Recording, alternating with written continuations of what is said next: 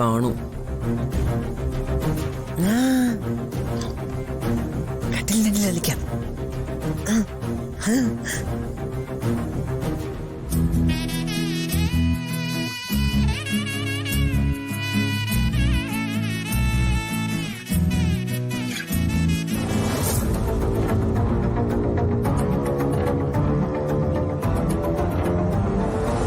സിദ്ധു, എടാ സിദ്ധു, സിദ്ധു,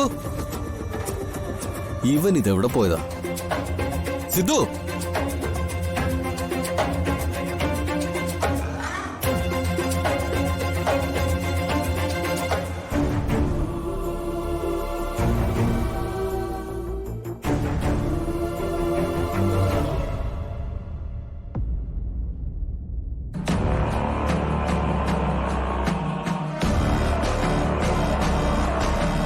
മോനെ സിദ്ധു, മോനെ സിദ്ധു,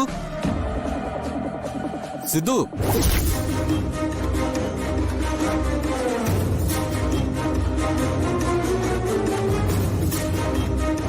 സിദ്ധു,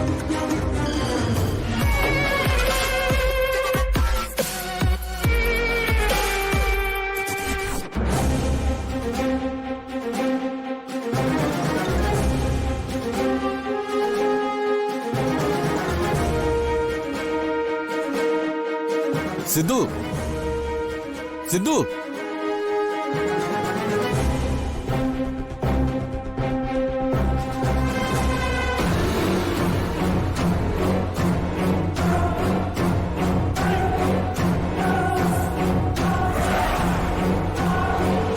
മോനെ സിദ്ധു, സിദ്ധു, സിദ്ധു, സിദ്ധു, മോനെ സിദ്ധു, സിദ്ധു,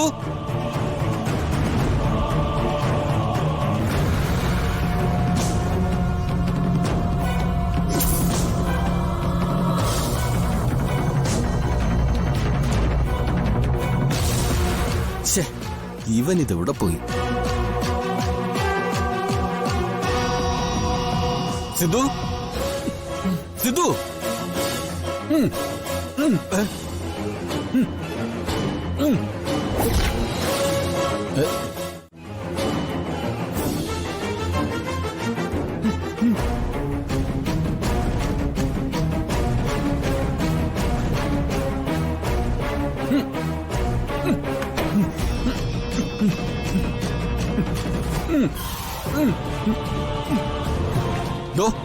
ഇയാളാരാ? ആരാ അതിനകത്ത് കെട്ടിട്ടെ? അതൊക്കെ പറയാം, താനാദി കെട്ടെന്ന് കഴിക്ക്.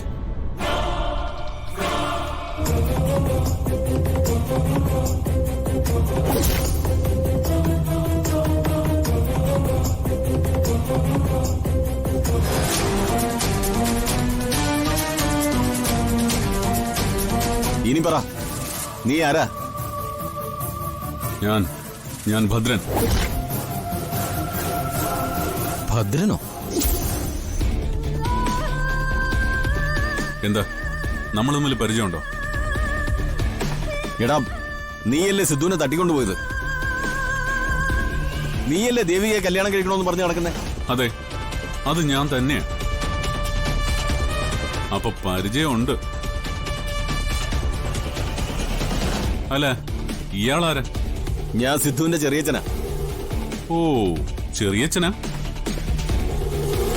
ദേവികയുടെ കാര്യത്തിൽ ഇന്നൊരു തീരുമാനമാകും. മിസ്റ്റർ ചെറിയച്ഛൻ, എന്താ പന്തം കണ്ട പെരിച്ചാഴി പോലൊരു നോട്ടം? അല്ല, നീ എന്താടാ ഇവിടെ? വാട്ട് എ ക്വസ്റ്റ്യൻ ചെറിയച്ഛ. ദേവികയെ കെട്ടണം, അവളെ എന്റെ വീട്ടിലേക്ക് കൊണ്ടുപോകണം. നീ അവളെ കെട്ടുവോ? എന്റെ ചേട്ടന്റെ മോൻ കെട്ടാനിരുന്നവളെ നീ കെട്ടുവോന്ന്? കെട്ടും ചെറിയച്ഛൻ, ഞാൻ തന്നെ അവളെ കെട്ടും. അതുകൊണ്ടാണല്ലോ ആ പെണ്ണുപിള്ള സുലോചന എന്നെ ഇവിടെ കെട്ടിയിട്ടിട്ടും ദൈവമായിട്ട് നിങ്ങൾ എന്നെ ഇവിടെ ഒന്ന് രക്ഷിച്ചത്. അല്ല, സുലോചനയാണോ നിന്നെ ഇവിടെ കെട്ടിയിട്ടത്? ആ സ്ത്രീ തന്നെ. അതിനുള്ള കണക്കൊക്കെ ഞാൻ അവരോട് തീർക്കുന്നുണ്ട്. ഇപ്പൊ പ്രധാനം എനിക്ക് ദേവികയാ. ഞാൻ പോയി അവളെ ഒന്ന് കാണട്ടെ. വന്ന വഴിക്ക് തിരിച്ചു പോവാൻ നോക്ക് നീ. ചെറിയച്ഛൻ, വെറുതെ എന്റെ വഴിക്ക് തടസ്സം നിൽക്കാതെ മാറി നിൽക്ക്. നീ ദേവികയുടെ കഴുത്തിൽ താലി കെട്ടില്ല. ഞാൻ ഈ താലി കെട്ടു. നിങ്ങളെല്ലാവരും ചേർന്ന് കൂട്ടത്തോടെ വന്ന് തടയാൻ നോക്കിയാലും ഭദ്രൻ ദേവികയെ കെട്ടിയിരിക്കും. എങ്കിലേ ആണായി പിറന്നവനാണെങ്കിൽ നീ അവളുടെ കഴുത്തിൽ താലി കെട്ടി കാണിക്ക്. അതെനിക്ക് കാണണമല്ലോ. കാണും.